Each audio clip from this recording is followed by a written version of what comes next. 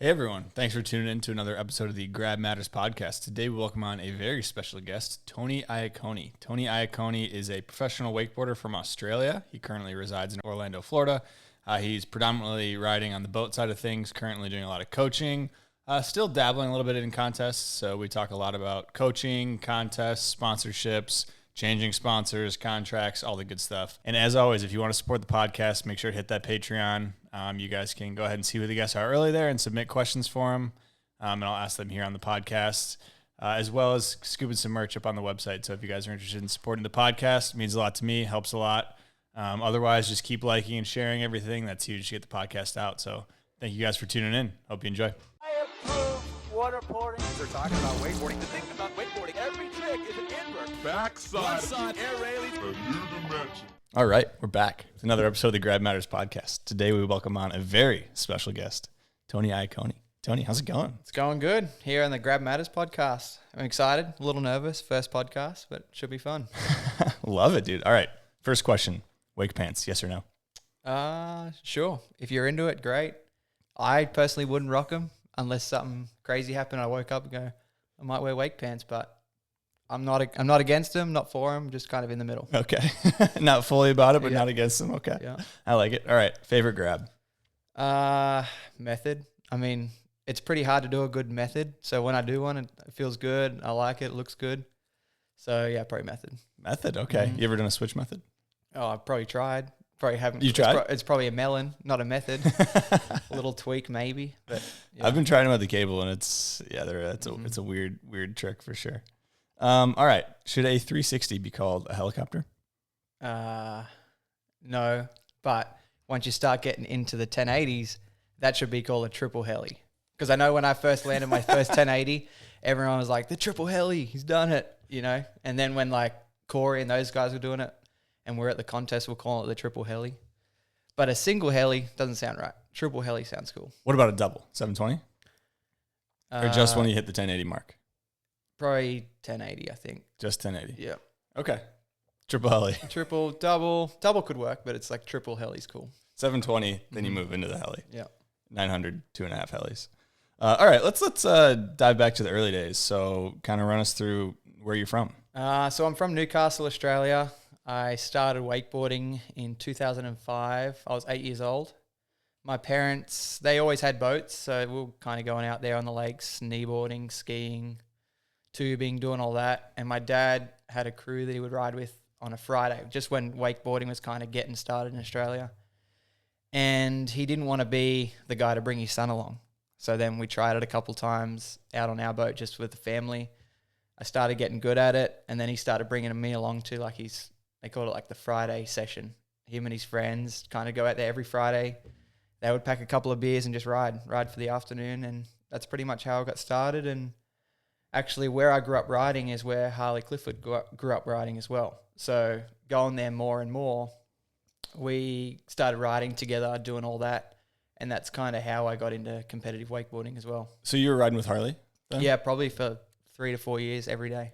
Huh, I didn't know that. Yeah. Not many people know that. Everyone thinks he's from the Gold Coast, but he's from Newcastle. I didn't know that. Okay, so what age would you say that you were first getting on the water was? 7, 8, maybe 7. Okay. Yeah, and then I started competing pretty early. It's probably like a year in. They had a world title in 2005 on the Sunshine Coast, and I went and competed in that, and I ended up getting third in the under-9 boys, and then kind of competing at a state level, national level, and then started coming to the States. We went to the States in 2006, actually. You did? I didn't know you went that early. Yeah. Okay, so immediately though, once you get into it, you're starting competing. Yeah, just because my parents were always, like every weekend, whenever they could get off work, they would go and be on the boat. So that's what we did. Okay, and what kind of boat, what was that first boat you guys had? It was a Lewis Outback, which was like a center mount boat, just a ski boat. Okay. And then after a couple of years, my dad and his buddy, they ended up getting an X-Star before they were kind of even coming into the country. There was a guy that was importing them, and he brought like 3 or 4 of them over. So my dad and one of his buddies bought 2 of them. Interesting. All right, so you're in Australia. Probably you said first boat was ski boat. Ski boat, yeah. Okay. Are you guys like sacking that out after you start riding a little bit, or? I mean, yeah, after probably 2 or 3 years, because might have been doing my first flip. No, I don't even think I was doing my first flip when we got that boat. Okay. So I was probably just using stock ballast for then. And then we had it for a while, probably like 6 or 7 years. And then by the end of the time, by the time we sold it, we were sacking it out quite a bit. But what's crazy, or another story is 2005 or 6, Liquid Force came down to shoot, what was that movie before Push? It was around Push Process time. 2006.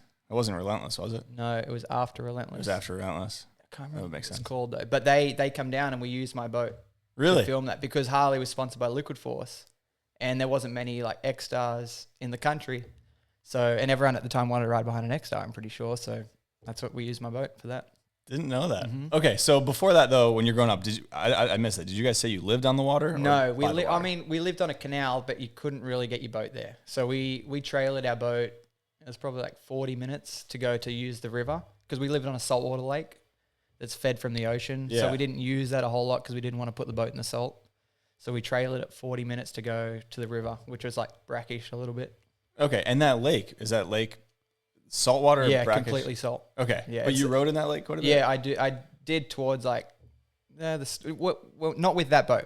We got a Malibu not long after getting rid of the X-Star and we rode that on the saltwater just because it was a cheaper boat and we could get away with a little bit of saltwater corroding here and there. Yeah, it kind of beats the crap out of your boat there. Yeah. So I guess it's a good time to talk about it. What's the difference between riding in freshwater and saltwater? I always thought the crashes didn't hurt as much in the salt, but people say otherwise because Really? I feel like you float a little more on salt because it's not as, what do you call it, dense maybe?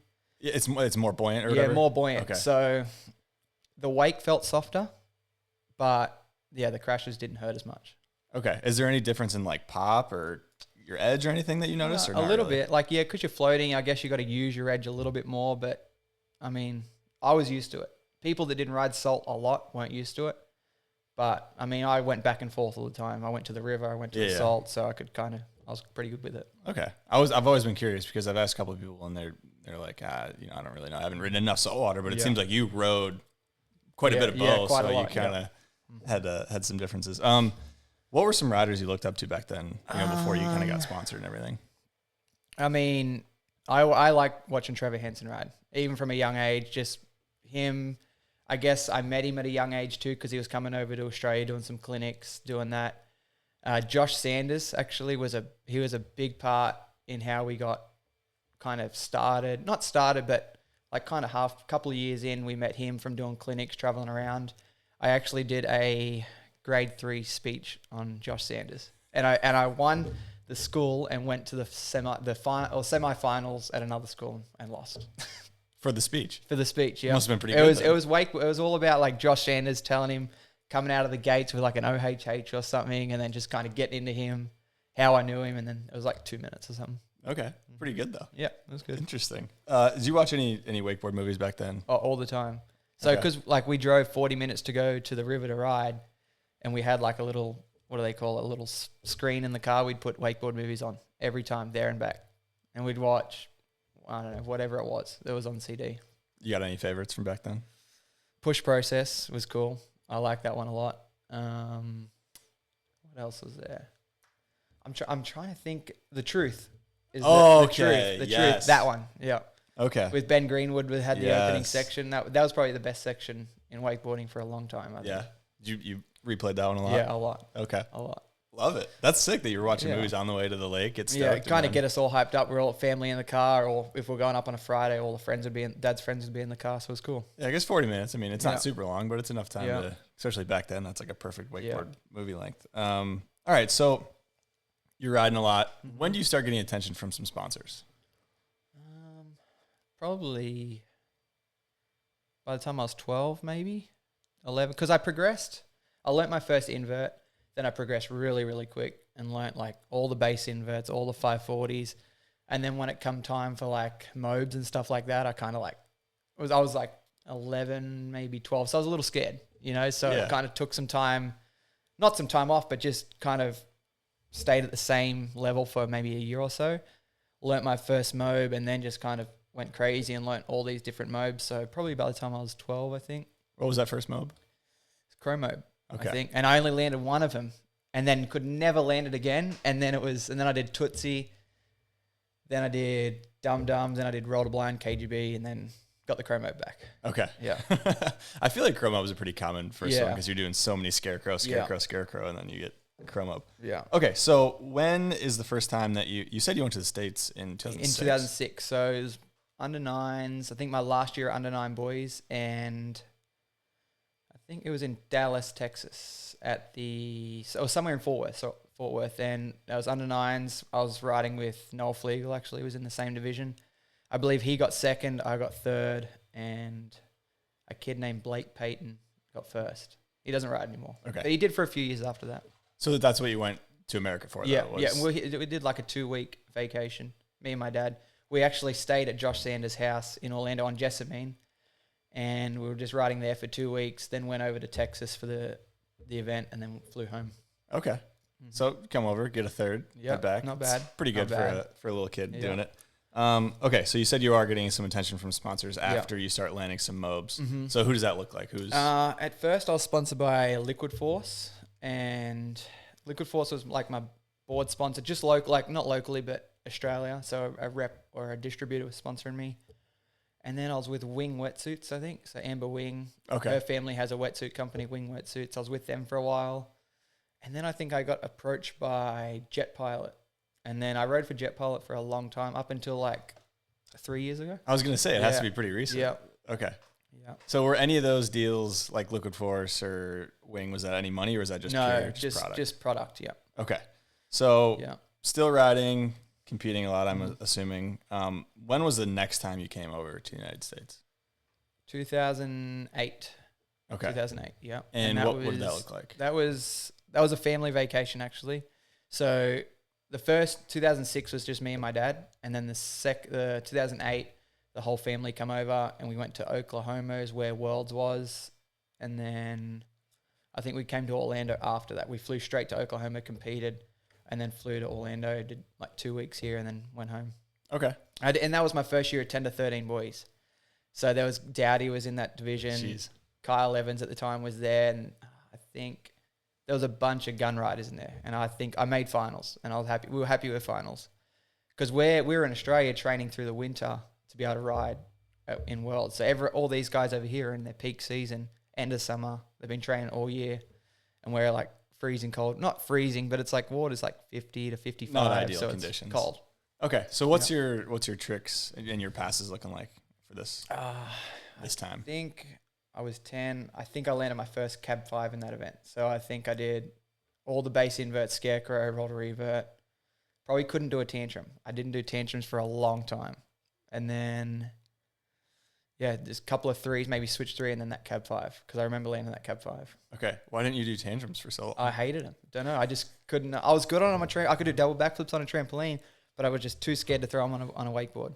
That's interesting. I did a Tootsie Roll before I did tantrum. That's so weird. Yeah. So weird. Did you do a heel fronty before you learned a tantrum? No, I don't think so. Okay. That would be wild. Okay, so when's the time you came over and lived with Trevor Hansen? When was that? Was 14 or 15. Okay, so a few years after both those trips. We did a couple of other trips in between that, I'm pretty sure, too. Okay. Yeah, because I competed, I'm trying to think, that was 2008, 2009 Worlds. Yeah, I won, actually. We come over for 2009 Worlds, and I won that 10 to 13 division that year. Then we come back, and I was 11 when I won that 10 to 13 division. And then when I come back over, I was 12, but I competed in junior men, and I won junior men when I was 12. Okay. But it was before junior. No, it was after they split and went junior pro. So I was like, I had the KGB, Dum Dum, 5s, all that. So that's when I competed in junior men. And then there was still junior pro. Okay. And then the next year I went to junior pro. And I think that next year when I went to junior pro is when I come over to Trevor's. Okay. So that would have been 2011 or 2012. So you're doing really well, though. Mm-hmm. You win, go back, win again, and the next level up, I guess, and then go back again. So at that point, has anybody signed you to like a deal where you're starting to get paid now? I think the first year, I came to Trevor's and I was still riding for Liquid Force. I was on like their global team, I think it's called, but I wasn't getting paid. And then I think it was after I left Trevor's, Connolly gave me a contract. Okay. Yeah. And it was a pretty good contract too. I was getting paid, and I was Pretty good. How good are we talking? I mean, good for a 13-year-old. Probably not good compared to what the guys are getting paid a long time ago, but it's probably like $500 a month or something like that. But your first kind of real board sponsor. Yeah, that's that was my first paying sponsor. Okay. Yeah. Connolly. And you were with them for a while. I was. We can dive into that a little bit. Okay, so let's talk about living with Trevor. So what's the landscape, I guess, of you're young, your parents are like, yeah, you can go live with Trevor Hansen for... So the first year was cruisy because I was there for 6 weeks, and it was just me and him, right? So, and he just had the knee injury, so, and his daughter was born maybe 2 or 3 weeks before I got there. So it was kind of cruisy. Just we go ride, he goes in the house, kind of hangs out, relaxes, and I go to my room and hang out, watch movies or something, play Xbox. And then the next year is when I met Massey for the first... Or I met Massey in Italy, actually.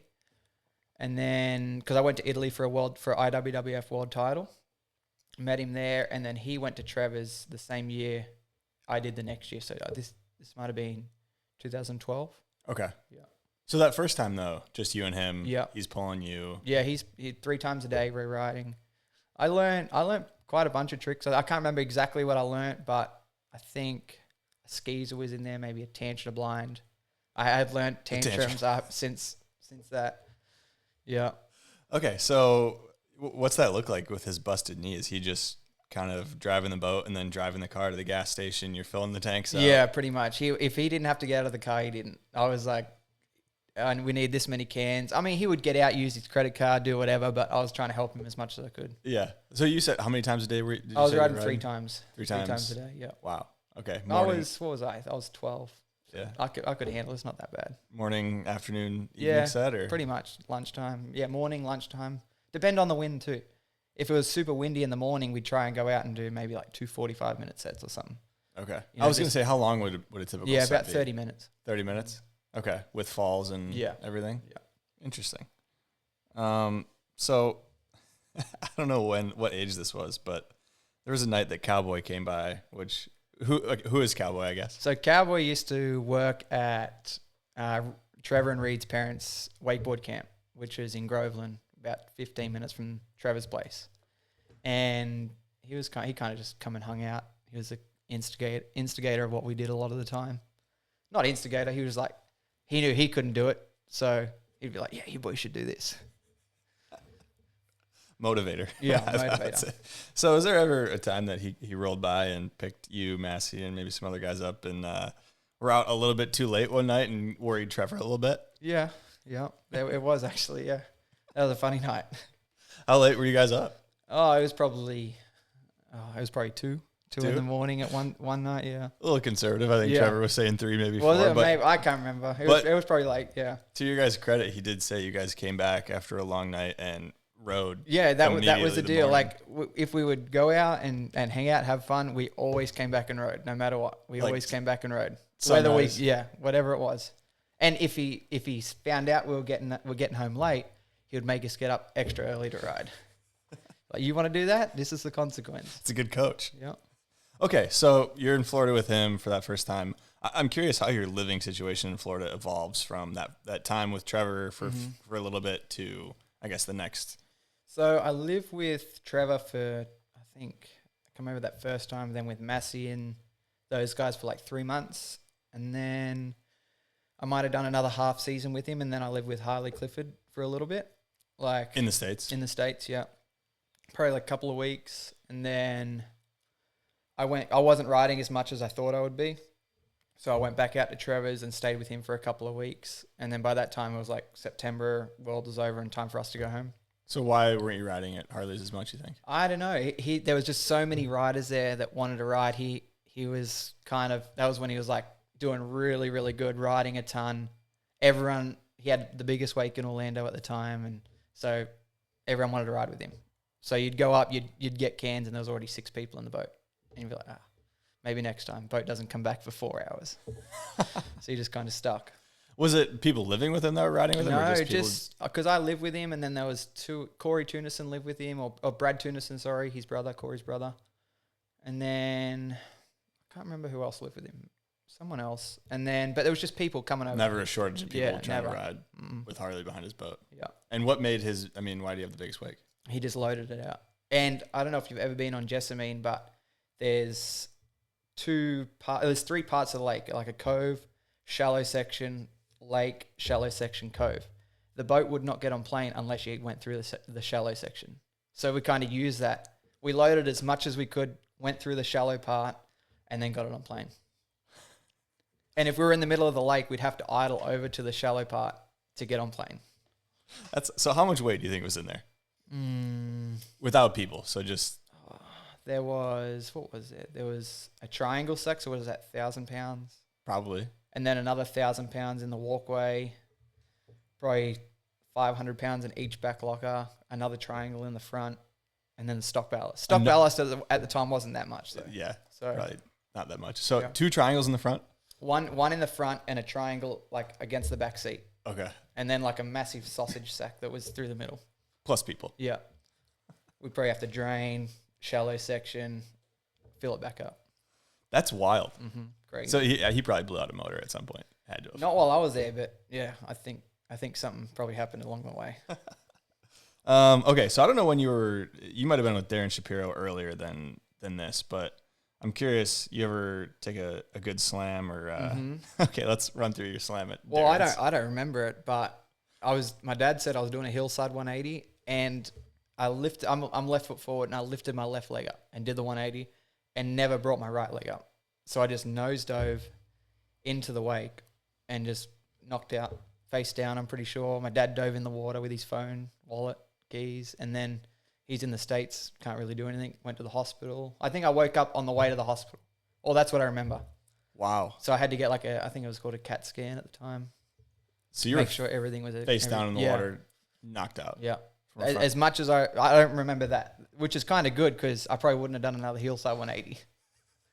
That was in the first trip, 2006, when we were staying with Josh Sanders, and I think Josh was out of town for like a couple of days or something, so I went and rode with Darren.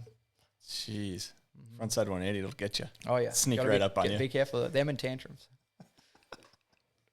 Okay, so in Orlando, you lived with Harley for a little bit. Too many people trying to get on his boat, not working out. Go back to Trevor's. So, where are you competing at Trevor's at this point? This is my first year of junior pro men. Junior pro. So how do you do that year? I think I won 2 stops actually. I won 2 junior pro stops that year. One in Branson and another one in Seattle. So at the time we were doing the drive system with the judging, which drive system was like it's percentages. So you had to do a straight air. Straight air was a percentage. Spin was a percentage. Overall impression was a percentage. And then tech was a percentage. So if you won tech, spin, but didn't do a straight air, you lost. You know, so because you get a 0 for that. Yeah, so you had to kind of play the system. So I would try and get second, or I'd get second where I knew I could get second. Try and win the straight air, win the rail, and then you'd have a pretty good score to get the overall impression. I didn't know that. Okay, so what did drive stand for something? DRIVE? No, but that was like drive. That's just how they went off. They called it drive. Okay. So, and it screwed a lot of people over. Like people that rode really good should have won, didn't win. Because of this weird. Yeah. Was it only for that year then? No, they did it for a long time, I think. Really? Yeah, like even I think the first couple of years I was pro, maybe. No, I think they stopped it as I went pro in 2014. Okay, so how many years did you ride junior pro? 2.5 years. I did like a half season. The second time I come to Trevor's, I did like 2 stops, and then I did 2 full years. Okay. And so those junior pro wins, those don't count as pro wins, do they? Not really. Not I mean, really. I got a guitar. I got 2 guitars from it. Okay. So, but there's no prize money. But Overton's, they would sponsor the junior pro series, and they'd give us like gift cards for their they had like a equivalent to a Bass Pro. Okay. I can't remember what it was called. And I know Trevor he'd be like, hey, what are you doing with those gift cards? And he'd give me cash. And I'd give him the gift card. He'd give me like a little less cash, and then he'd get more because he could go buy whatever, like all these hunting Some stuff. hunting, and whatever. camouflage and stuff. Okay, so junior pro for a little bit. What was the year that you first started on the pro tour? Is that 14? 2014, yeah. Okay. And When do you get your first pro win? First pro win, 2016. So a couple of years after. Yeah, yeah. Because 2014, it was good. I rode good. I got a second in there at one of the pro tours. I finished 4th overall.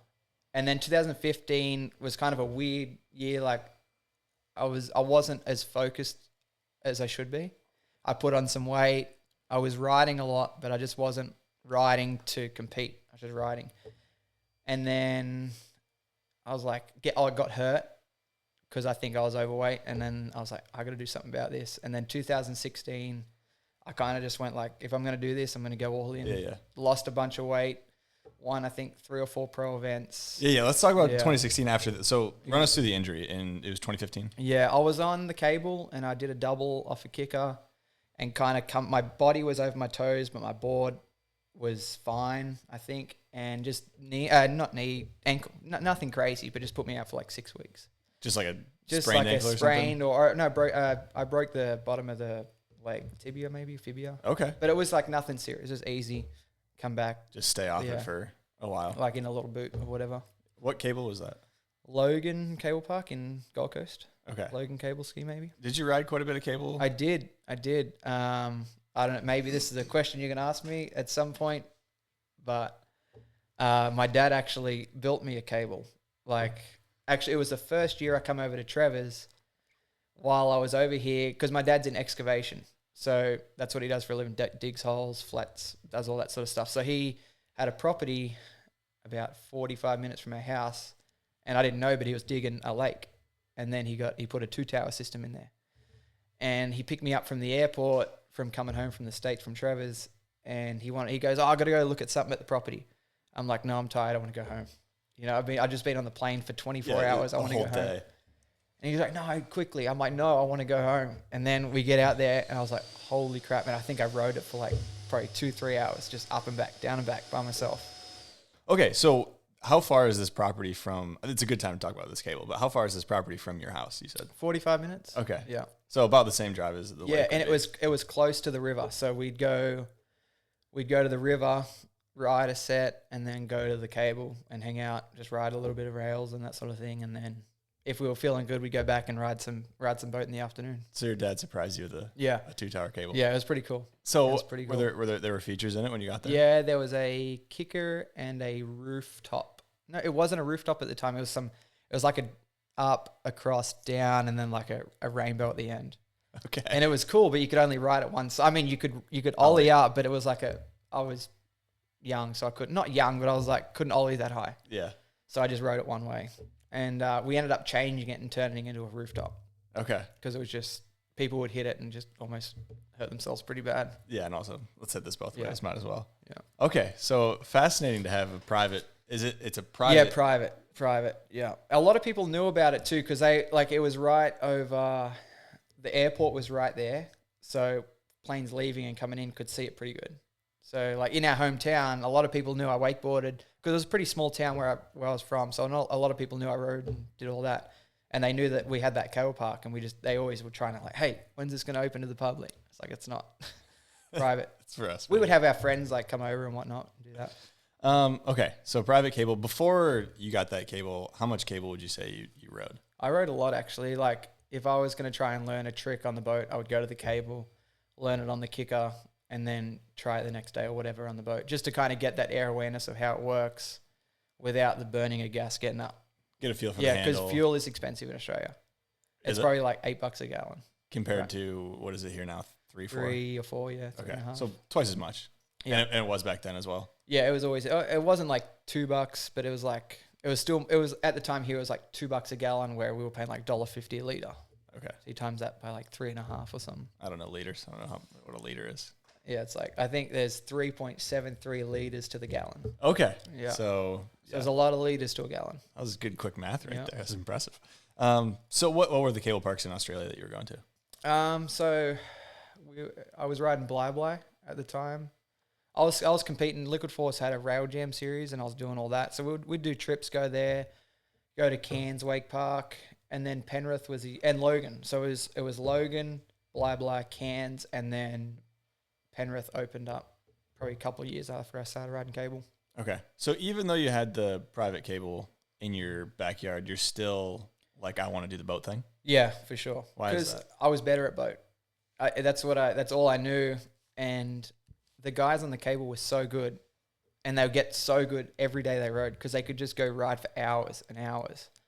And you can't do that on a boat. You could ride for like a little bit. You get super tired, but it's also too expensive. Yeah. With You're fuel. limited with what you Yeah. can do. And Yeah. you probably didn't live super close to any of those cable parks. No, Penrith was 2.5 hours. Okay. And then Bly and Cairns we had to fly because they were like 10. It'd be a 10-hour drive. Okay. Do you think if you were closer to one of those cable parks, you would have pursued it way more than boat, or was it something about I don't boat that know. you really There was liked? just my parents are always into boats, so probably not. I probably would have always Still went with boats because that's just what they. Even when I was a baby, they took me on the boat. They like spending time on the boat. Yeah. Bring you along. Yeah. Okay, so let's talk about 2014. You said 2014, kind of early 2015, maybe you're not really taking it that seriously. 2015, 2016. How does your regiment completely change going into that 2016 season? You kind of touched on it. Yeah, I mean, I started working out a lot, getting on a diet. I mean, I was like 220 pounds, and I got down to like 185. Wow. But 185, I couldn't lose any more body fat. I was like a rake. And so I've always been pretty heavy compared to a lot of the other guys, so I had to try a lot harder to do a lot of the tricks. And then I was riding every day, 6:30, and it was like sunrise. I'd get up at 5, eat breakfast, stretch, and I'd treat it like it was kind of like an Olympic sport. Like, if you want to be the best, you got to train. Yeah. And at the time, there wasn't, like, Dowdy was the only other guy doing that. So it was like me and Dowdy were 1 and 2, every stop there was. And then you just kind of get into a routine, and that becomes normal.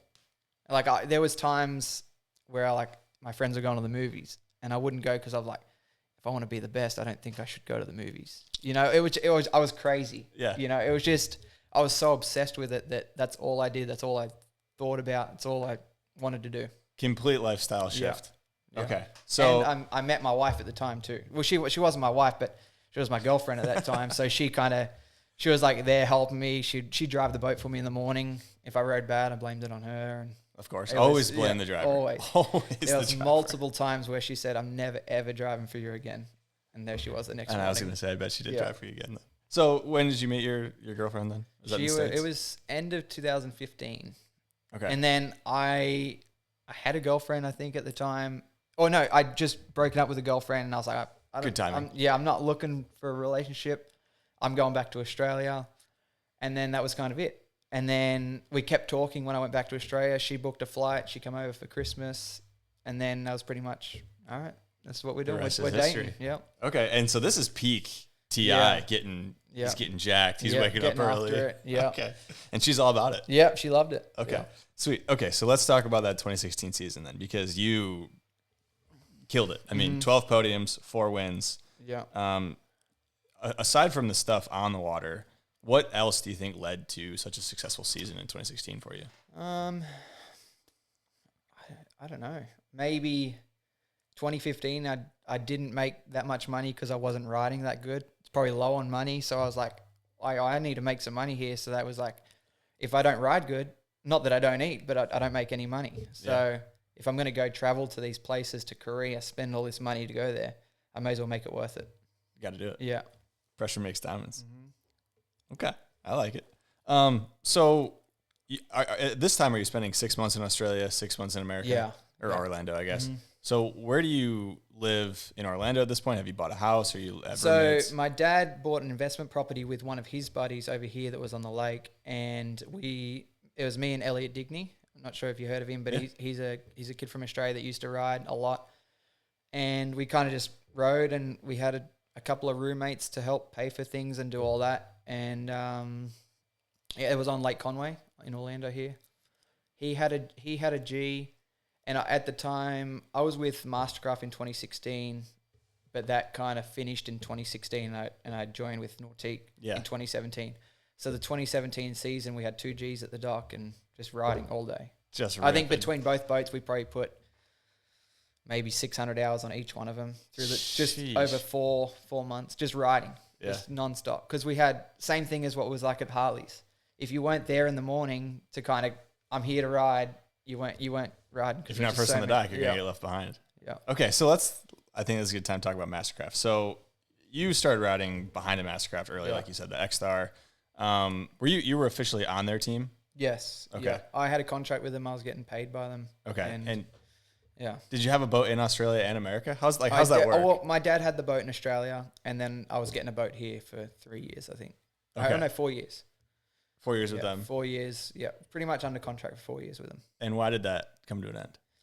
I don't know. Like me, it was funny because me and my dad, I had the good season in 2016, and then the team manager called and he was like, "Hey, we need to have a talk." And me and my dad were like thinking, "Yeah, we're gonna get a good contract here. We just had the best time of our best year of your life." Yeah, we killed it. Yeah, and then we get there and they're like, "Oh, we're kind of going in a different direction. We're happy to keep you on the contract, but the same as what you are.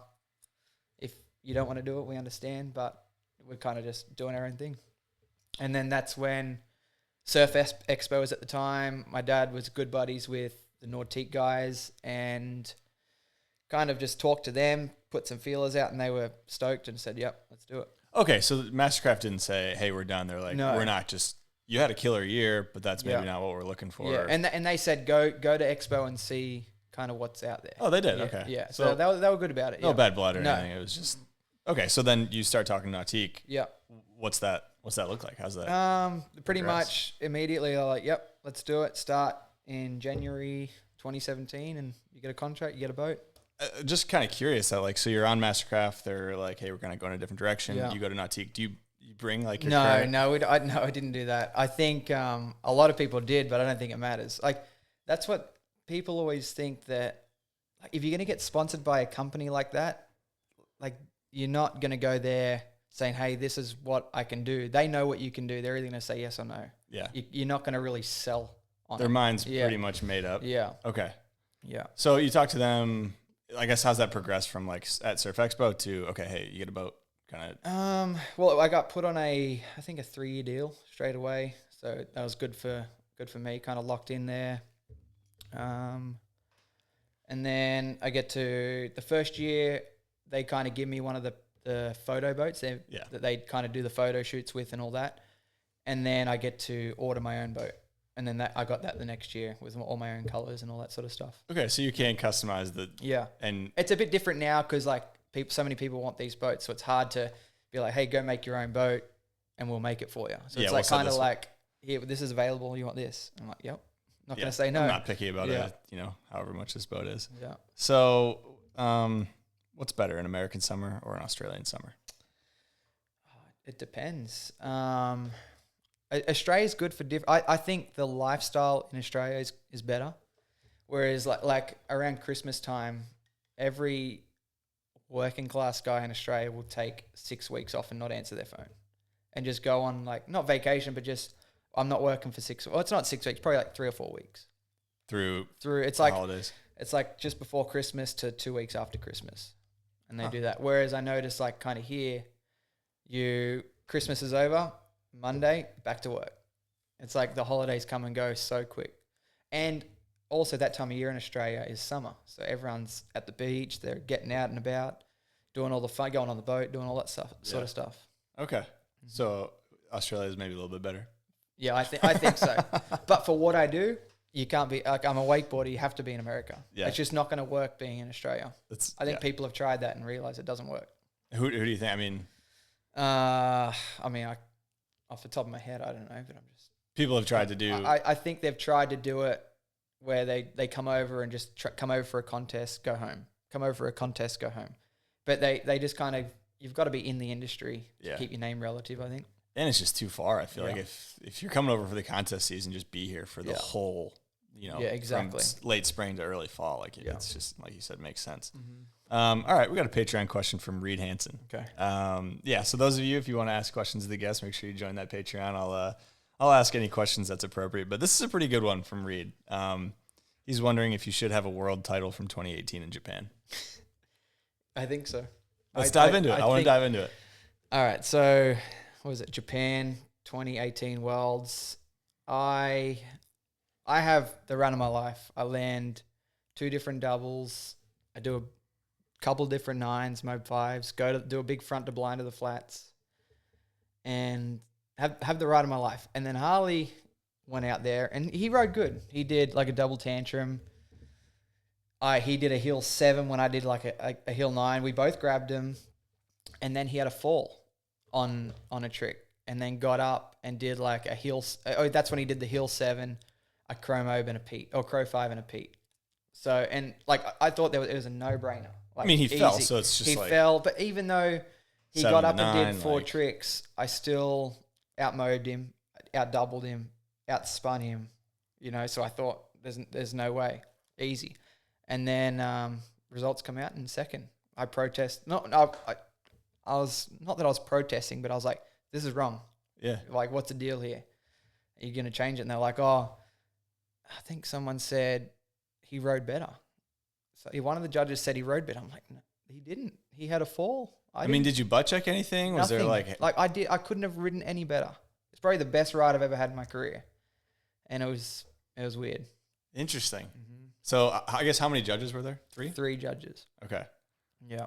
Interesting. So nothing to Harley's. Yeah, no, nothing against Harley at all. It's we're competing. It's Yeah. In wakeboarding, you got to not leave it up to the judges. For sure. Because 9 times out of 10, it's not going to go your way. And that's what I thought I did. I didn't think I left it up to the judges, but I guess I did. What was the attitude there? I mean, at the site, was it all like after your run and his run, everyone was like, congrats, Tony, like you killed it? Exactly. And even when I was like talking to him, people were yelling, you got it wrong. You got it wrong. That's not right. And they wouldn't change it? And it wouldn't change it. Okay, so you got second, unfortunately. Mm-hmm. I mean, did you talk to Harley at all? Did you? Because you guys were no. Well, yeah, I think he come up to me and even said, man, I thought you had it for sure. Yeah. I mean, you're not going to take away your own win. Yeah, but yeah, it's exactly. Like, interesting. And then, but the hard part was, I think that was a difference on maybe first overall in the World Series. So it ended up being like a lot more implications. A lot of money just because of that they got it wrong. Wow. Yeah. Costing TI the bankroll. That's tough. So I guess maybe this might roll right into it, but you've stopped competing. It wasn't after that, but you have. Well, I mean, yeah, I still compete, but I'm just, what I'm doing now, I feel is taking over a lot more of my time to where I can't train like I used to. And I feel like I have more value to my sponsors now doing what I'm doing, like selling boats for Nautique. When I go around and do camps with people with that sort of thing, I sell Nautiques and G23s and Paragons every time I do that. So it's like I've seen people come into the industry, be at the top, have an injury, where'd they go? You know, and I love wakeboarding and I wanted to still be in the industry. And we all know in wakeboarding, you're one injury away from being done. So I wanted to I didn't want to phase out, but I just wanted to kind of go into something naturally that I'm like, oh, I'm still in wakeboarding. I'm still in these guys' life. I'm still valued to my sponsors. I'm helping kids get better, helping people get better, and helping people love the sport that I do. So let's talk about that transition. Because I mean, I would say, maybe this is putting words in your mouth, but you were a contest rider, like through and through, like very much so contest driven. And then, like you said, you're kind of you transitioned out of it. What's that transition like? It was mostly, COVID. It was, what was it? I coached a lot before it, but not to the extent that I did after it, because I was still like coaching, but I'd make sure I didn't do enough to where it jeopardized how much I could ride. That was still like at the top of my peak up until I think 2020. Okay. When COVID hit. And then like we were getting emails from sponsors saying it's not looking good. This is like right at the start where no one knew what was going on. Salaries are going to have to get cut in half or put on hold. And I was like, all right, what am I going to do? I've got a house. I've got my wife. I've got to pay for things. And I just naturally met so many people doing Nautique events, doing dealer events, and just kind of talking to them, say, hey, what are you guys doing for the summer? You know, I'm starting to do this. And I think in that 2020 summer, me and my wife went on the road for 2 months. We drove from Orlando to Georgia, North Carolina, Louisiana, Alabama, Texas, just coaching people. Like I'd be in one state, finish up on, say, a Tuesday afternoon, and drive overnight to be somewhere else at 7 a.m. to start like a new day with someone else. Wow. Yeah. So, and then word of mouth, kind of everyone talks. And then the next year was even bigger. We did like 3.5, 4 months of doing that. And then I kind of got burnt out of being on the road. It was like driving overnight, doing that, not getting much sleep. And then that was that would have been 2021 was the last year. And then my wife fell pregnant. So that was kind of like, all right, we're having a baby this summer, so we can't really travel. Yeah. It was hard enough as it is, Yeah. just us two. This is out of the question. Yeah. Okay. So going to that 2020 year though, or I guess the spring of 2020, are you planning on doing the pro tour again, competing? Yeah, I did. I did plan on doing the pro tour, but then they started doing these online events, which in 2020 was fine. We couldn't compete. But then they had just weird kind of criterias that didn't really align with what I was doing. How so? Like, I'm not a less than 5 guy, okay? I'll admit that. I'm not a less than 5 guy. And there's these guys doing these rewind 360s, and I'm too big to do that sort of stuff. I can't spin one way and then go back the other way. Once I start going, I'm going. And just keep going one way. So... momentum, baby. Yeah, momentum. Once it gets started, it goes. Okay, so I guess if there was a tour that was in person like it was the previous year, Yeah. you were planning on doing it. Yeah, I pretty would have much? done it for sure. And they didn't have any, I don't think they had anything that 2020 year. And then 2022, the World Series stuff was back in person. Like they had all the events and it was fine. But the Pro Tour, or maybe it was 2021, the Pro Tour kept doing the online stuff. And I was like, I'm doing this online stuff. I'm paying these entry fees and I'm just not getting anywhere with it. So I was like, all right, I might take a break and just do the World Series stuff. And then I spoke to the guys at Nautique and said, look, I'm probably not going to I'll still probably ride a couple of Pro Tours, but I'm not going to do as much as I was. And they're like, yeah, that's fine. Just keep doing what you're doing. And everyone's on board. I said, say no more. Love to hear that. Music to my ears, man. Okay, so I think that's really fascinating, though, that because you are or were, I guess, probably, I mean, one of the best. You could, if it was traditional style, you're up there. Yeah, your podium, like sure. you're in the mix every time. And for lack of better words, you kind of step away, right? Like a little bit, yeah. To do a different route. I guess at any point in the past 3 years since you stepped away, have you ever been like, oh, maybe I should, Yeah, a lot. Like if I went to a contest and didn't train and rode bad, like I'd go in being like, oh, it is what it is. I'll just ride. Then I ride bad. I'm like, man, what am I doing? I need to get back and train because I do miss winning. I do love winning. You get that feeling, but then I've got a family now, so you got to feed the family. So there's a lot. There's a lot to a contest. I mean, you got to be all in, right, for a contest season. So 2020, you do a little bit of actually a lot. Sounds like traveling. 2021, you do the same thing. Are you just staying at hotels on the road? Like how's? No, I stay at these people's houses. You stay at their houses. If I didn't know them, like if it was the first time, I'd stay at a hotel. But most of these people that kind of hire me to do that, they're pretty awesome. Yeah. So we get along great. Well, with you got people. probably a nice lake house, extra room or whatever. We met a lot of good friends from it that even if I'm not coaching them, we talk on the phone, do all that. So sweet. It's good. So family friends. Were you towing a boat around then? Or no, I was using their boat. Using their boats. Okay. And that's probably pretty fruitful, I would imagine. Yeah. I mean, it got us out of the crap during COVID, so kept us going, which is good. Okay. So how does this evolve from those first 2 years of driving around coaching to TI Wake Academy? I mean, when you tell them we're probably not going to do the tour this year, they're like, well, can we come down to Orlando and ride with you? And you're like, yeah.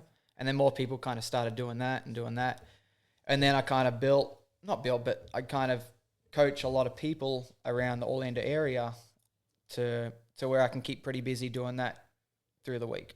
So that helps a lot. So it was a natural evolution of getting more, I don't want to use the word clients, but people that pay you to get coached and ride with you. And it got to the point where you're probably like, I kind of make a business out of this, I guess, put an official name to it. Is that well, that's what happened in, I think, 2020. I was like, there was a couple of contests. I think there was still nationals and worlds in 2020. And I actually got second at nationals in 2020. But then that was the only one event. You're like, well, you can't live off one event. That's just not going to work. So then you look at it and you're like, well, this is doing pretty good for us. Maybe we just keep trying to push this and see where it takes us. Yeah, because the contest scene right now is not going to pay the bills, even if I get a win. Yeah. So let's talk about coaching a little bit. I had Tara make a stitch on, and we talked a little bit about coaching because she's been in it for a long time. So I'm curious your takes on some of, I guess, just a lot of different questions I have about coaching.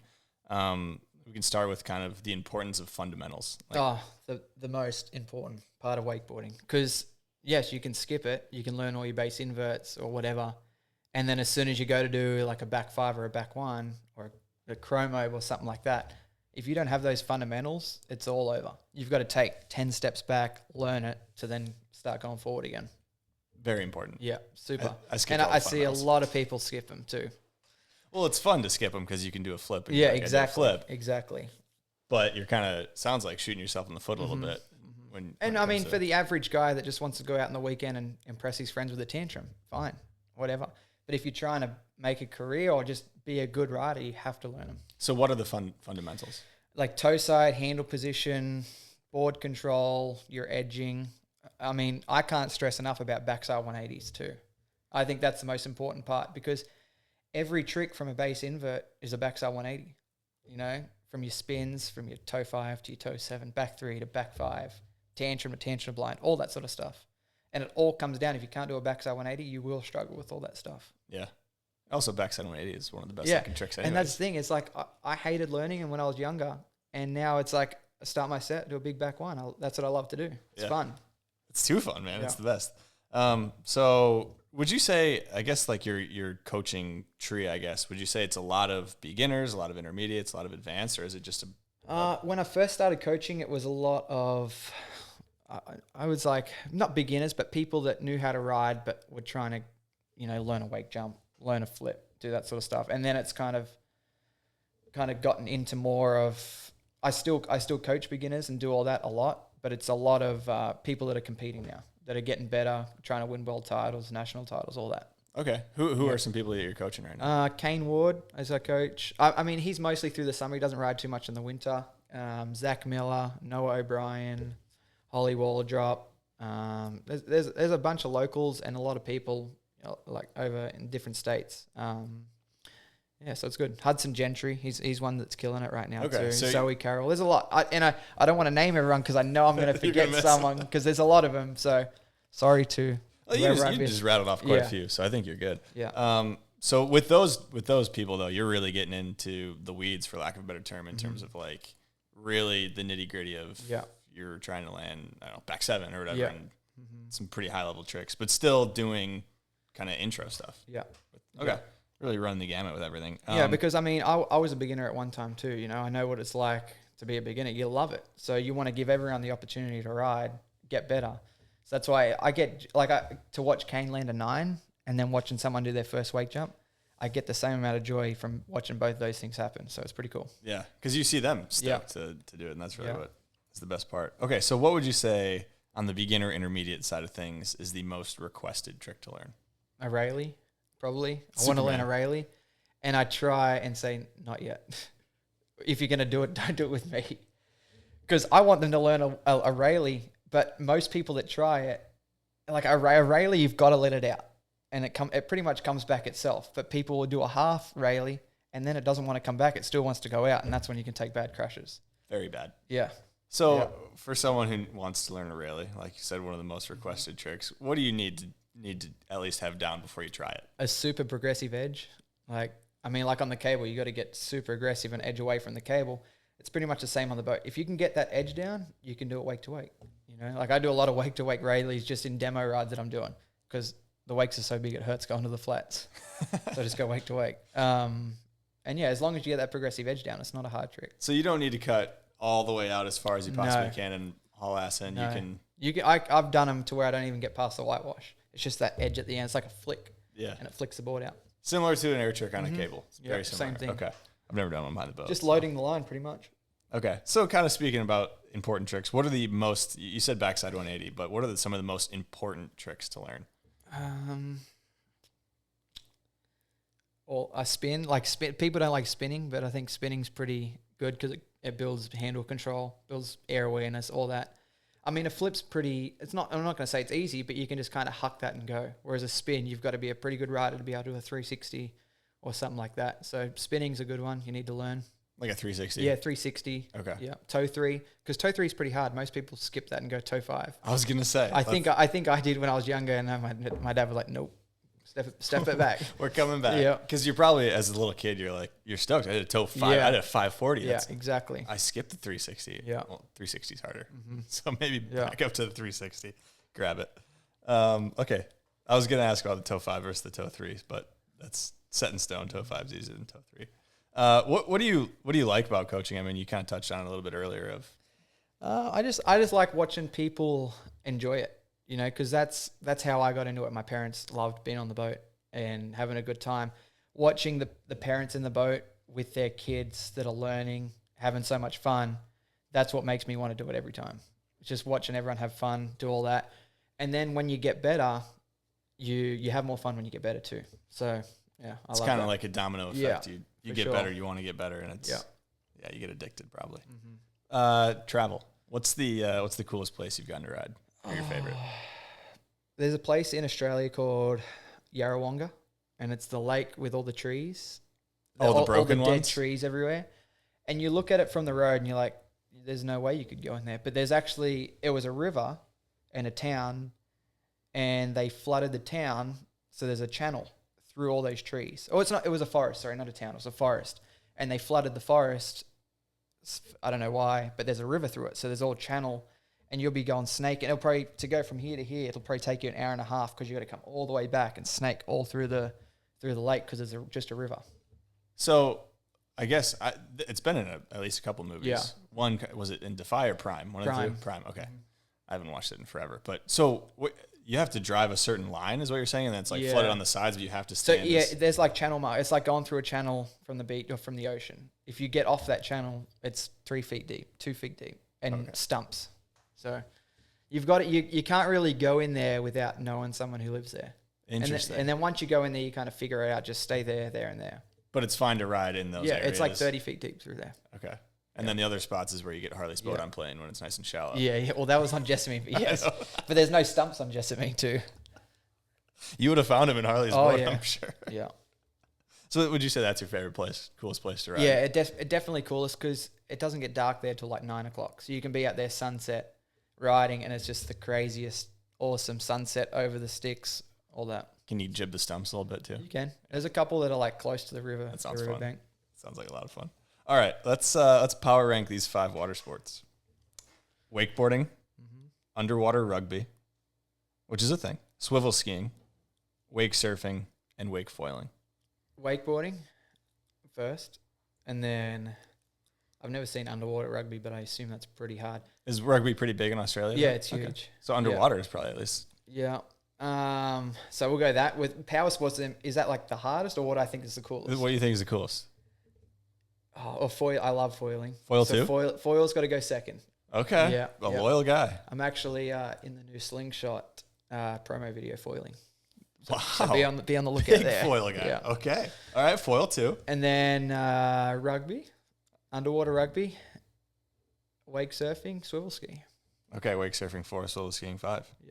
You ever gone swivel skiing? Never. Yeah, me neither. Seen it. See a lot of people. Well, not a lot of people. I've seen it at ski shows. Seen it enough. Yeah. Seen it enough I was to know you don't need to do sweet. it. Yeah, I'm good. Wake surfing 4. Yeah. Okay. I like it. I think we should talk about some sponsors. So we talked about Liquid Force moving to Connolly. And you had a pro model with Connolly, right? Yeah. And then you didn't. So, yes. Well, it was Trevor Hansen's board, which is kind of a bit of controversy too, because the contract that I got said you're going to get to ride a board, whatever, and a check first year. Second year, you get your name on a board that's already in the line, and third year, you get a pro model. Well, second year, I got my name on a board, and it was Trevor Hansen's board, and Trevor didn't know nothing about it. So, and that was awkward for me because I didn't know he didn't know. So I was like, well, that's awkward. This is the same board, but it's got my name on it that you designed. Meaning they took his name off for you both now? No, it was like an Australian model for me. Okay. But I don't think I don't know, but I'm guessing they probably didn't. I didn't get royalties on it at all because I guess technically it wasn't my pro model. It was just a graphic with my name on it. So There's a lot of gray area in the whole thing. But it was a little sneaky, kind of like, we'll put your name on it, but Yeah. we're not going to do royalties. It's not going to. Okay. Yeah. Okay, so third year though, then. Third year, I still didn't get a pro model, but I kept my name on Trevor's board with a different graphic. And then I think that graphic stayed for 2 years, and then they took it off the line. Maybe it didn't sell. I don't know. They probably didn't market it because it was mostly an Australian market. And then I rode it was called the Reverb, and I love that board. And I rode that for a long time. And I went through a phase where I was breaking a lot of boards because I was riding a 141 because I just refused to ride a 146. It's like, how can I do the spins and the flips that I'm doing on a 146? So there was times where I broke a board every second set. No shit. Just on something that shouldn't break, you know? So then they had to end up making me double glass boards. Well, I don't know if they were double glass, but they were just extra glassed and more durable. And I was good after that. Okay. But they were heavy, super heavy. You probably could have just gone with the 146. Yeah, you're probably right. Point. A little more surface area. Yeah. Okay, so you got a pro model after, it wasn't that third year. Yeah. No, I did. I never ended up getting I never got to design a board with Connolly. You just got your name on Yeah. one. I mean, they knew I liked riding the Reverb. Yeah. So they kind of like, if they wanted to make some changes, they'd ask me what it needs, kind of that. Did you make any changes to it, or? No, it was pretty good. It was dialed. Okay, so it wasn't like you like had this board you really wanted to create. You were riding one you really loved and had a pro model. So why does the pro model go away? Good question. I don't know. It was kind of weird. Like, I think it was after that 2015 season I was talking about. My contract with them, like, because that was my fourth year with them, so it was up. My salary went up, and then I had that 2015 year and it went down, and I was like, oh, I must have done something bad. And then not something bad, but I wasn't competing like I was the previous years. So then that's when I think I started being like, all right, I got to get into this, got to start training, start treating it like it's a profession. And you're still on Connolly though at that time? Yeah. And does your salary go back up for 2016, 2017? I think 2017 it went back up. Maybe, I don't know, I think maybe I got an offer from someone else and they wanted to keep me on, so they bumped it up a bit. Okay. Yeah. Did you ever get royalties from the boards? Not from Connolly, no. Okay, but even though you still had your name on the board? No, I never did. It was just flat salary? Yeah. Okay. Yeah. How much are we talking? The first year was, I think, 500. I think it might have gone to maybe 500 a month and maybe 1,500. And then the third year, I think I was on, I can't exactly remember, but maybe like 2 or 2,500 maybe. Okay. I think. So I think I was 16. So I was doing all right. For a 16-year-old. Did you just have the board? Did you have any boots or vests No, with them? I guess no. you're probably a jet pilot. So. Yeah, I was jet pilot. Okay. Yeah. Let's talk about, so you kind of lost the pro model for whatever reason. Yeah. And then what's the next progression when it comes to board sponsors after that? So I was still with Connolly, and then I actually got approached by a company called Job, and they threw a ridiculous number at me. And I was like, do I want to ride for Job? And then so I went back to Connolly, and they didn't want to let me go. So then they said, here's some more money to stay. And then I told Job, I'm going to stay with Connolly. And they were like, nope, here you go, here's more money. And it was it was a long-term contract with Job too. So like the Job contract was good. I got, just for posting stuff on Instagram, they'd give me like a $5,000 bonus at the end of the year, travel bonus. It was crazy. So they were throwing they were throwing good money at it. Yeah. So you were, which was weird because I didn't understand. They didn't sell in America. They weren't allowed to sell boards in America. Why are they sponsoring me? But I was like, if that's what you want. Do they sell in Australia? I think they sell in Australia. But okay. But they're not, I feel like they're UK, right? Yeah. They're from Netherlands. Okay. Yeah. So, but that's their main area. Yeah. Right? And the cable. They were into cable. But I guess they wanted to try out something for the boat, and realized they didn't sell boat boards in the Netherlands. So how long, a long-term contract, how long was that? I think it was like 4 years, maybe. Not long-term, but it wasn't a year deal. And I mean, every contract's got their things in there where they can break it at any time. And we'll come back to that. But I was at a regatta a Nautique regatta, and I was just talking with Jeff McKee just about the whole situation. Like, I do so much travel, and I can sell their product for them while I travel to these people's houses, but they can't get me boards to do that because they're not allowed to sell in America. And I didn't get it. And then Job changed management, somewhere in management, and the guy that I was dealing with went to a different area of the company. And then right at that same time, McKee called me. He was like, hey, how did your contract look with Job? I was just thinking about what we were talking about a couple months ago. And at the time it was still there, but I knew there was some changes going. So I was like kind of talking to McKee, seeing what was going on. And McKee offered me a deal, and they called me not long after, said, we're probably going to have to let all this go. So it was like just a timing thing. Perfect timing. Mm-hmm.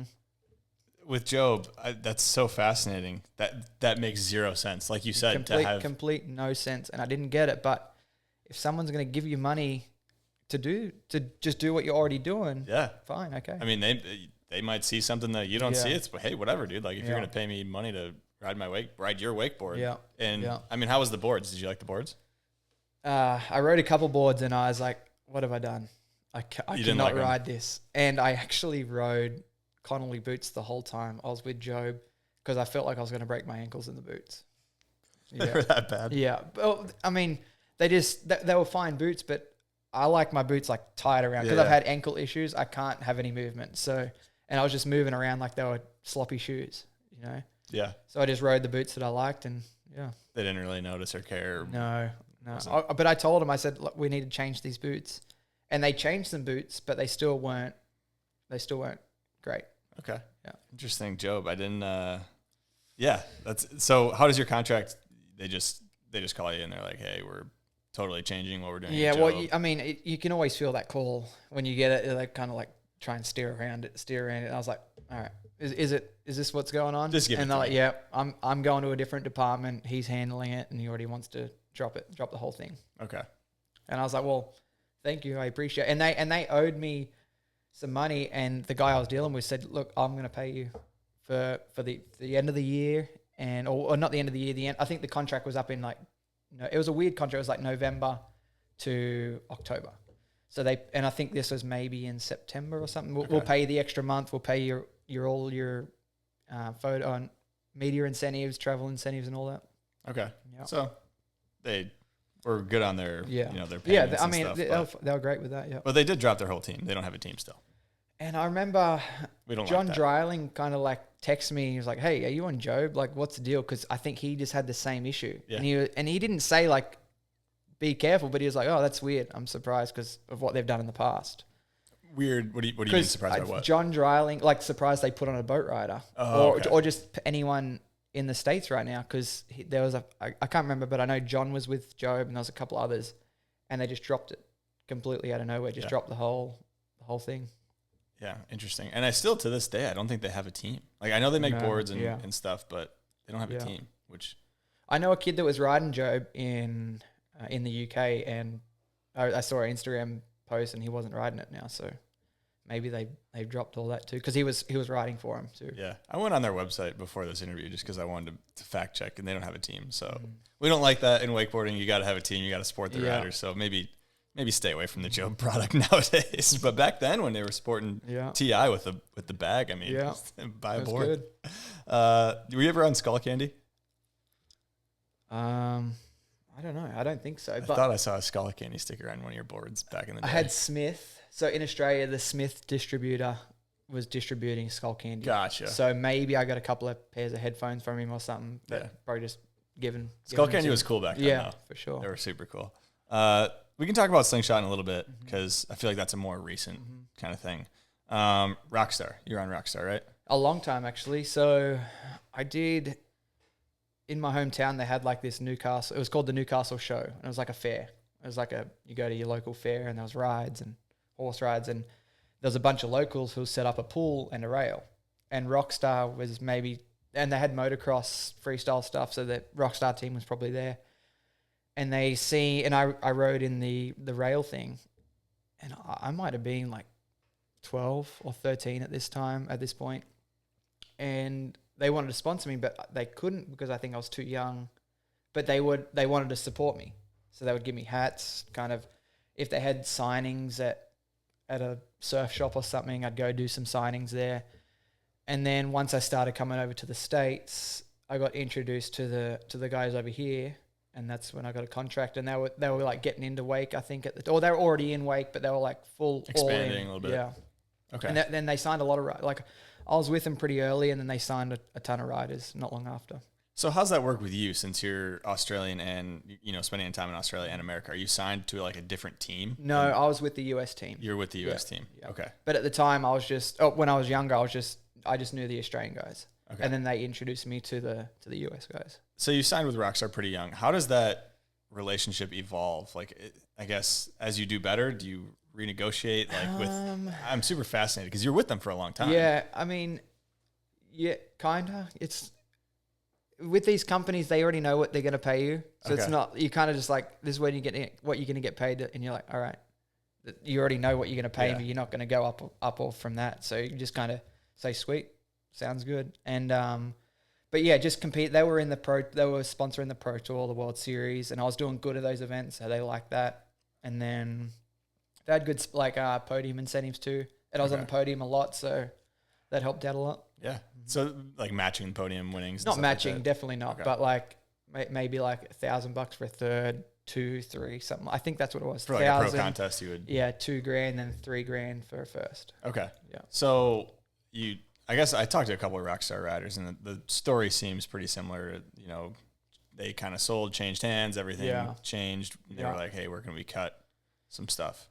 Is that kind of what you experienced? And I think I stayed with them like kind of longer because they had a relationship with Nautique. So they supported the Nautique guys because they were so involved in the Nautique Wake series. So I stayed with them up until the end of 2021, I think. So I was with them for a while. Wow. Yeah. Okay. So how's that, I guess, when it does end, how's that look? What's that look It was like? the year that they pulled out of Completely. Yeah. So it was like, I kind of already knew because Nautique already said that they weren't supporting the World Series anymore. So I was like, well, if they're not supporting that, then I'll probably get let go as well. And that's pretty much what happened. I think I got a call saying, thanks for everything you've done. It's been great. And the companies, we're just doing something else. Going in a different direction. No more wakeboarding. Bummer, for sure. I mean, is that kind of a bummer to see that unfold? It was awesome sponsorship because people always ask you who you're sponsored by. You tell them Rockstar. Everyone knows Rockstar. Yeah. So they're like, oh, no way, you're sponsored by Rockstar. That's awesome. Yeah, it's not a wakeboarding. Yeah. It's like you see it in every gas station everywhere. People Yeah. can understand exactly what a Rockstar, a Red Bull, or any monster athlete is. Yeah. You're a action sports athlete. Yeah, really. exactly. So with Rockstar, what are your obligations, I guess? 2 posts a month. 2 canned for, and some months I was bad about it. I got a couple of texts like, hey, it's the 30th. You've got to post something. And I was like, and I go look back. I'm like, I thought I did. And I'm like, I only posted once this month, but that's pretty much it. Ride, compete, and post your two Rockstar can photos. Stickers on the board. Stickers. Yep. Okay. And you got to wear a hat. In the contract, it said, we own your head. So you have to wear a hat anywhere you're getting a photo hat, taken. helmet, anything. Yeah. Okay. So I think 2014 was the last year they did rails. So I think 14 or 15 is kind of when Rockstar was like, well, these guys aren't wearing helmets anymore. We're not getting not as much publicity out of it. Yeah. So maybe that had some time, like a chance to kind of change their mind a little bit. But it was the ownership was the big thing. Interesting. Yeah. Okay. I mean, that makes sense with the helmets. Yeah, because I mean, like, if you're not wearing a helmet, all you sees a sticker. But if someone's wearing a helmet, that's on the camera, you know? Yeah, like the Red Bull helmets stick out very much. For sure. But a sticker on a board, it's kind of lopped in with a bunch of other stickers, and you don't see it when you're riding. So. I mean, Rockstar, you could definitely see it, but you still had to look for it. For sure. Whereas a helmet, 2 big yellow stars, everyone's seen that. Yeah, for sure. So with the stickers, this might be a dumb question, but I'm fascinated with placement. Was anybody ever like, so you got a boat sponsor, you got an energy drink, you got Jet Pilot, you got a couple different sponsors. Is anyone like, hey, our sticker needs to go at the top of the board? Or? No, I think Rockstar, I mean, actually, yeah, and like Nautique has their 2 spots that we have to put it, tip and tail. It doesn't matter where on the tip and tail, but it has to be tip and tail. And then Rockstar was the same. It was tip and tail. So I just did Nautique, Rockstar. And do they send you stickers of certain size? You know, I mean, they were kind of all the same size, but I'd try and shape it to make it look a little better. Like cut a little bit of a star off here so it kind of blends in with the nose of the board. Yeah. And same with Nautique. If it goes over the corner, I kind of just file it off and make it look a bit better. Yeah. Okay. I was always curious about that. Yeah. So Jet Pilot, you signed super young. It was one of your first sponsors. Yeah. And you're not with them anymore? No. So that was a whole part with Job too. Is I had to, if I was going to Job, that was their competition. So they were like, I approached Jet Pilot and we just did, I think they just released a new jacket of mine, a pro model jacket. And they said, well, we cannot let you go. You have to stay with us for another like 8 months or something. Because in Australia, their contracts were different too. Their contracts are 1st of July to 31st of June. So totally they were like, different seasons, yeah. So they were like 31st of June, you're free to do whatever you want. And I told Job that I can't go from Jet Pilot, and they're like, oh, it's going to be hard, but we'll let you do that for 6 months. That's fine. And then, So it had to come to an end with your Job deal. Yeah. Interesting. Makes sense. Okay, so I think Slingshot's a good time to kind of finish up on the sponsorship talk things here. So you said, sounds like you already ran through it a little bit with you're on Job, coming to an end, talking to Jeff a little bit. So at that point in time, who's on the Slingshot team that rides behind the boat? No one really. Like Besides Dylan. Dylan rides a little bit of boat, but he's not like a boat rider. Yeah. You know what I mean? So, and that's, I think they knew that they made great boards and they knew they could make boards to compete with the top high-end quality boards that are already out there now. And so they wanted to kind of break into that market of we don't just do cable, we do boat as well. And that's when they got me on board to create the board that I'm riding now. Which is the POP. And the name comes from how it takes off the wake. Like the first time I rode that board, I was like, are you serious?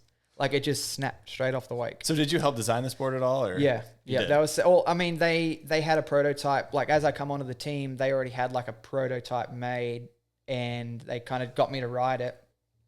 And they're like, what changes does it need? And it wasn't much. It was like a little stiffness here, a little stiffness there, a little bit looser. And then over time, we've kind of like, you know, what people have wanted or what people have said about the board, we've kind of changed and put into the board to help it. But it's been pretty good. Really good from the get-go, yeah. Okay. Because there's not many boards I ride where I like feel like, oh, wow, this is the one. You feel at home right away. Yeah, for sure. Okay. I think actually the first time I rode it, I was riding with Beck Gange. Yeah? Yeah. I fell first trick because I did first time riding the board, I just went to do a Crow 5 first trick, straight out to the flats and dropped out of it. I was like, finished the trick and I still had like a foot or two of air. So over-rotated. And then I probably had the best set of my life. Wow. Yeah. Because you had to get used to the little pop. Right. But like I went in, did the Crow 5, did I think 3 doubles, 9s, all that. So I was like, yeah, this is pretty sweet. Okay, before we get into your board setup, I guess if you were to, let's say, Pro Tour starts this spring, first stop, you jump in there. How are you doing?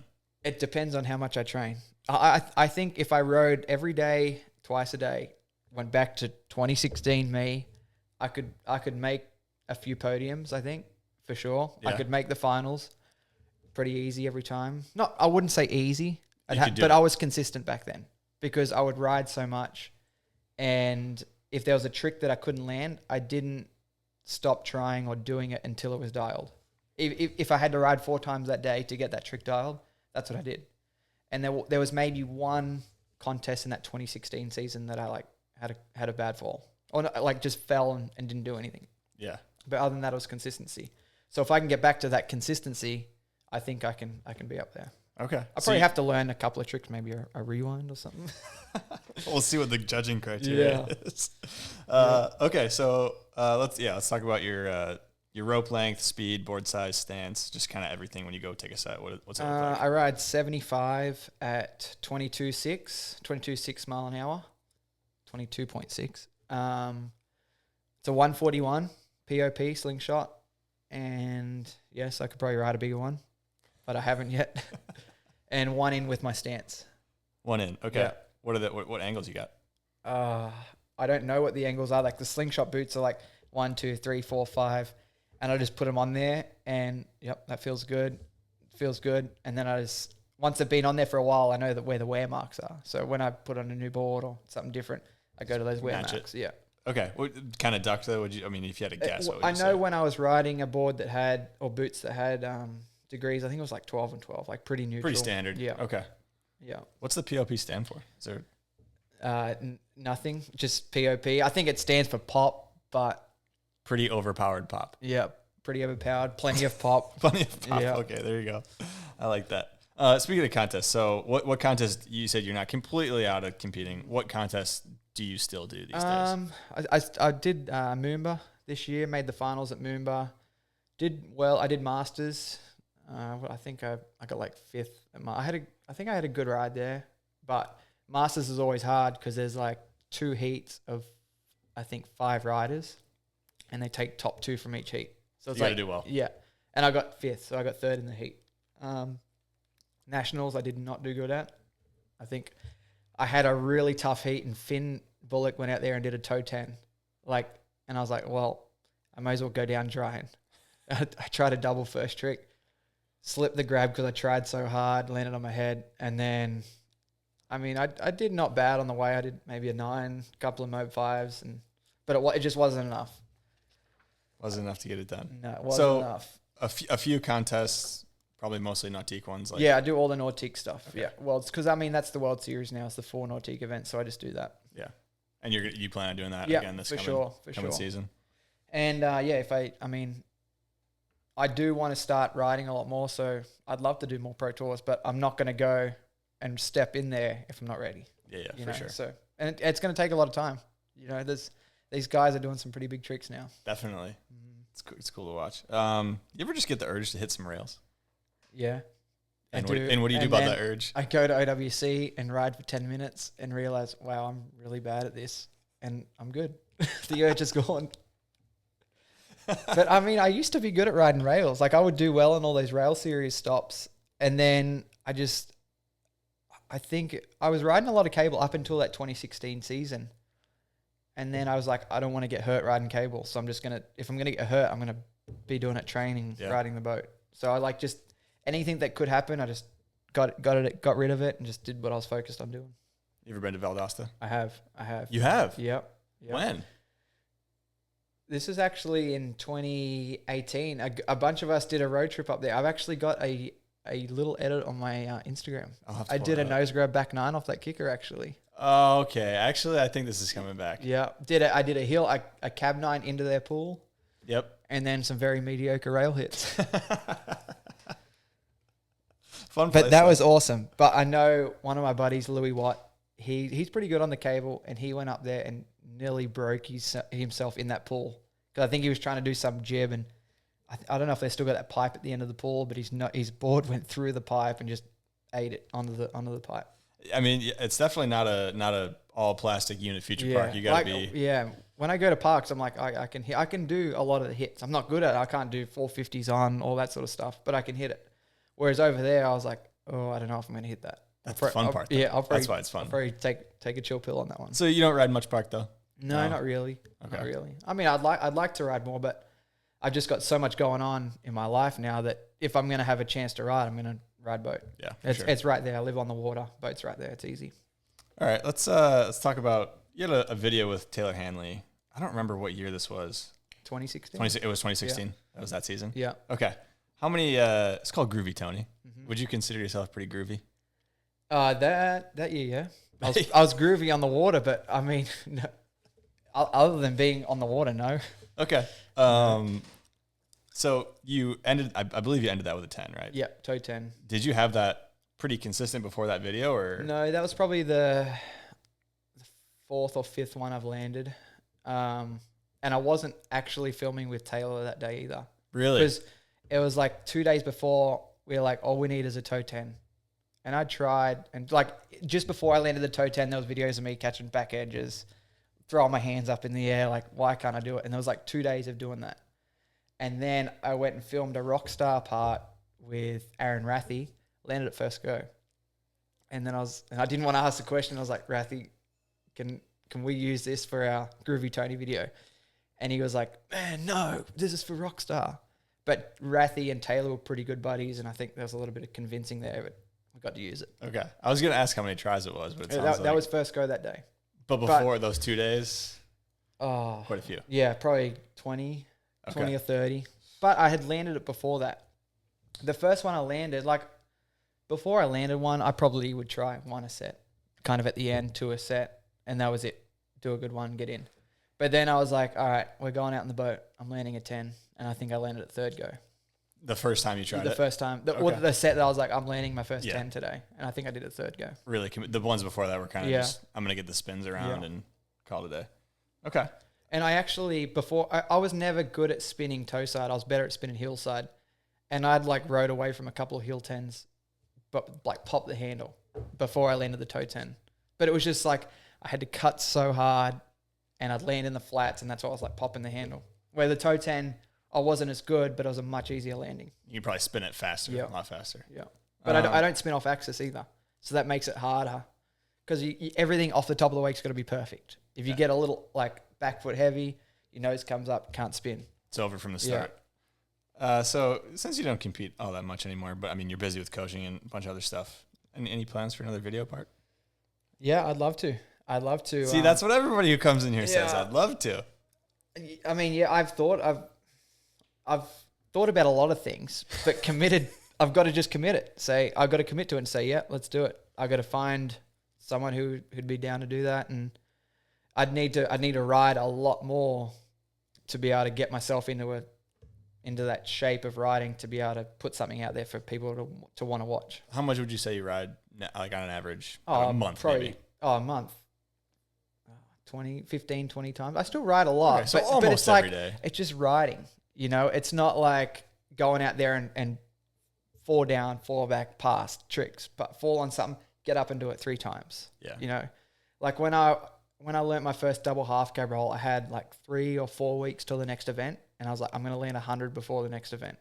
And I got to like 88 or something like that. But it was dialed, you know? It was like that was probably the most consistent trick I could do. If I had fallen and I need to get up and do something, I'd go and do a double half cab roll because I know I could land it. Wow. It's just repetition. It's like free throws. Yeah. Basketball, you wouldn't leave the gym before you shoot 100 free throws. That's it, before you do 100 doubles. Yeah. All right. Random question here. How many times has your Instagram account been hacked? Oh, I got hacked actually a couple of weeks ago. But before that was COVID. Like March of 2020, I woke up. I got up pretty early. I get up early every day, but my eyes like kind of looking at my phone. And I looked through my emails, and I got an email from Instagram saying you have copyright infringement on your Instagram. Come and click this button, correct it. I'm like 5 o'clock in the morning. Oh crap! I don't want that to go away. So I go in there, put my username, password in, and kind of probably put my phone down, go get a drink of water, come back. Instagram gone, Facebook gone, Twitter gone, everything gone. Or maybe not Twitter, but Facebook and Instagram for sure. And there was just no getting it back. And there was no one in the office at Facebook or Instagram because everyone was doing the whole work from home thing. So there's no one to call. So it was like 3 weeks of me trying to like, I'll give you what you want. What do you want? Give me my Instagram. You're talking to the dude who did like it? on my TR Wake Academy Instagram, I'm messaging him. And he's laughing at me. He's like, haha, nothing you can do about it now. Send me 500 Bitcoin or something like that. I'm like, it's an account with 55,000 followers. What do you think it's worth? Like, it's not worth 500 Bitcoins, you idiot. So how'd you end up getting it back? So I put on a thing on my TR Wake page. It said, if anyone can help me who's been through this before, just help me get this account back. I need it.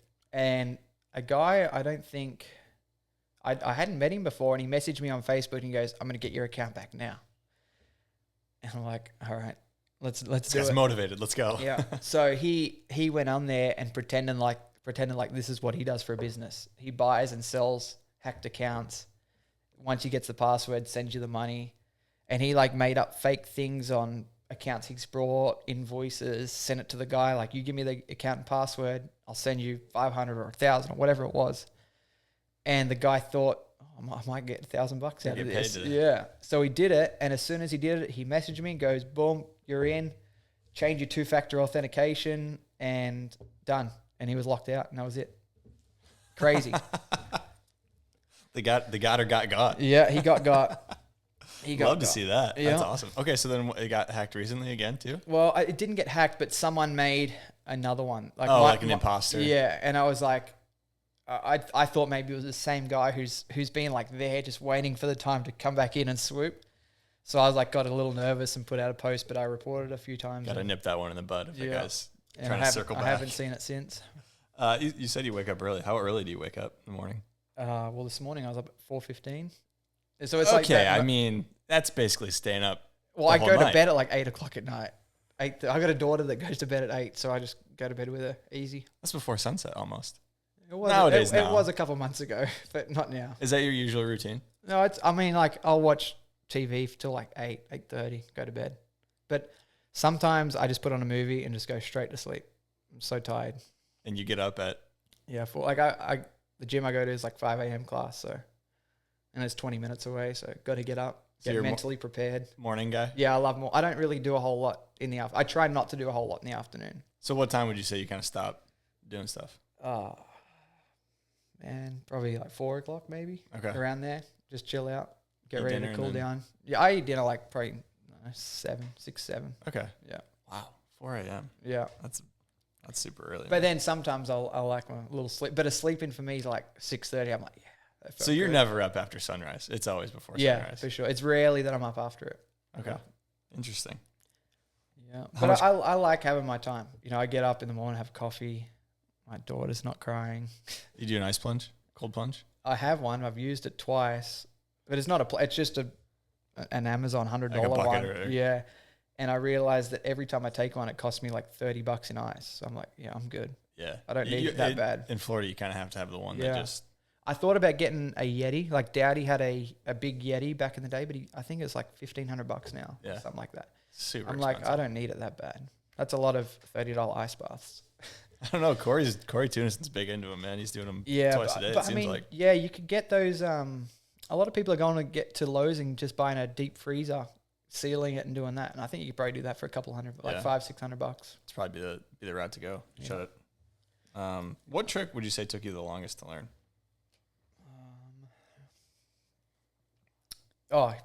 Hillside double back roll. Yeah? Did not the longest, but the most tries. I bet it was over 100 tries.